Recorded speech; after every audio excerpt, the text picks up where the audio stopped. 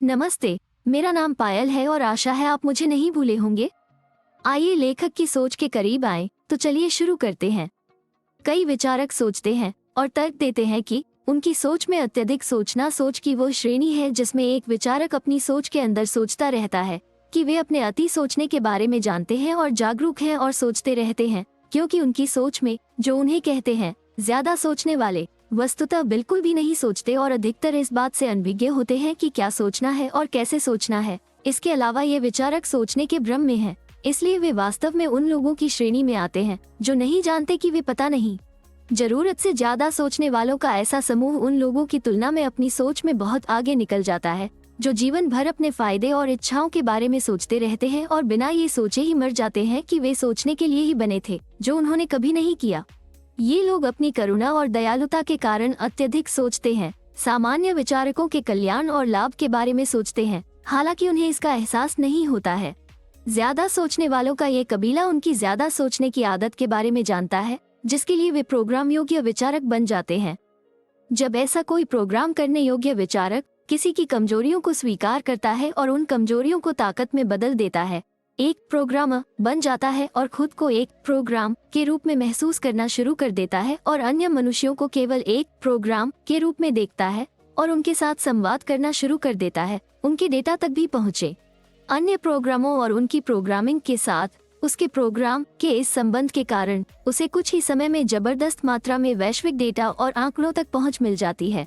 जल्द ही उसे एहसास होता है कि जब भी वो अन्य प्रोग्राम या प्रोग्रामर के साथ पहुँच या संचार करता है तो उसे उन प्रोग्राम से जुड़े बग, वायरस, मेलवेयर, ट्रोजन या अवांछित प्रोग्राम का खतरा भी मिलता है, जो उसके अपने प्रोग्राम को भी दूषित कर सकता है।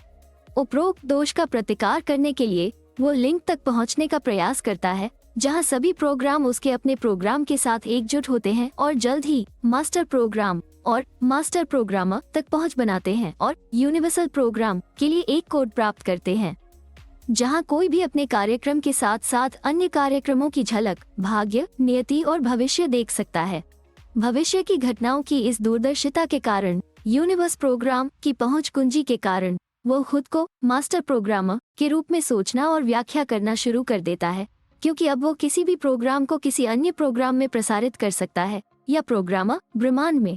मास्टर प्रोग्रामर के रूप में प्रोग्राम की यह गलत धारणा उसे अहंकार के मेलवेयर से प्रभावित करती है, जो मूल मास्टर प्रोग्रामर को अपने समकक्ष स्तर पर अन्य कंप्यूटर में दो ऑपरेटिंग सिस्टम के रूप में ऐसे प्रबुद्ध प्रोग्रामर के लिए जगह बनाने के लिए मजबूर करती है।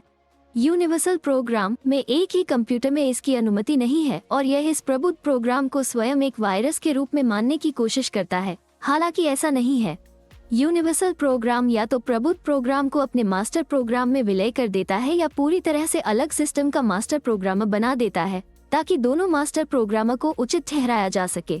बिटकॉइन बग एक प्रोग्राम के अंदर एक प्रोग्राम है जो खुद को मास्टर प्रोग्राम बनाने की कोशिश कर रहा है। तो बने रहें और इस असाधारण पुस्तक के लेखक की लाइव स्ट्रीमिंग के लिए सदस्यता लें। फिर मिलेंगे, तब तक अपना ख्याल रखें। अलविदा, शुभ संध्या, शुभ रात्रि और सुप्रभात।